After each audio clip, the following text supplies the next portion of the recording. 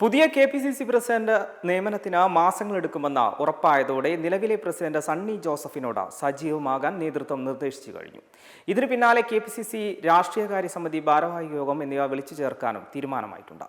ഓണം കഴിഞ്ഞാലുടൻ യോഗം ചേരുമെന്നാണ് അറിയുന്നത്. AICC പ്രഖ്യാപിച്ച പാർട്ടി പരിപാടികൾ സംസ്ഥാനത്ത് നടത്തേണ്ടതുണ്ട്. ബോർഡ്, കോർപ്പറേഷൻ, അക്കാദമി നിയമനത്തിന് മാനദണ്ഡവും നിശ്ചയിക്കണം. പുതിയ പ്രസിഡന്റ് വന്ന ശേഷമാകും ഇത്തരം നിയമനം എന്നതായിരുന്നു തീരുമാനിച്ചിരുന്നത്. അഴിമതിക്കെതിരെയുള്ള യുവജന മുന്നേറ്റത്തിന് പിന്തുണ നൽകാൻ ചാത്രോം കി കുഞ്ച് എന്ന പ്രചാരണ പരിപാടി AICC ആവിഷ്കരിച്ചിട്ടുണ്ട്.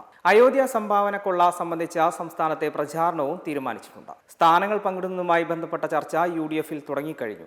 കോൺഗ്രസിന് ലഭിക്കുന്ന സ്ഥാനങ്ങളിലെ നിയമനത്തിന് പൊതു മാനദണ്ഡം തയ്യാറാക്കാനാണ് തീരുമാനിച്ചിട്ടുള്ളത്. മത്സരിക്കാൻ അവസരം ലഭിക്കാത്തവരെ മറ്റു പദവികളിലേക്ക് പരിഗണിക്കുമെന്ന പൊതു നയം നേരത്തെയുണ്ട്.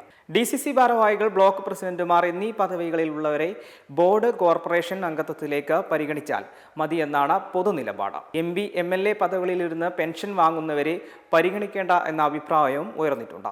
KPCC പ്രസിഡന്റ് സ്ഥാനത്തേക്ക് പല പേരുകൾ ഉയർന്നതോടെ വിപുലമായ കൂടിയാലോചനകൾക്ക് ശേഷം മതി നിയമനമെന്നാണ് ഹൈക്കമാൻഡ് തീരുമാനം. 5 DCC പ്രസിഡന്റുമാർ MLA മാരായതിനാൽ അവർക്കും മാറ്റം വരും. BLM കേരള, തമിഴ്നാട്, പോണ്ടിച്ചേരി.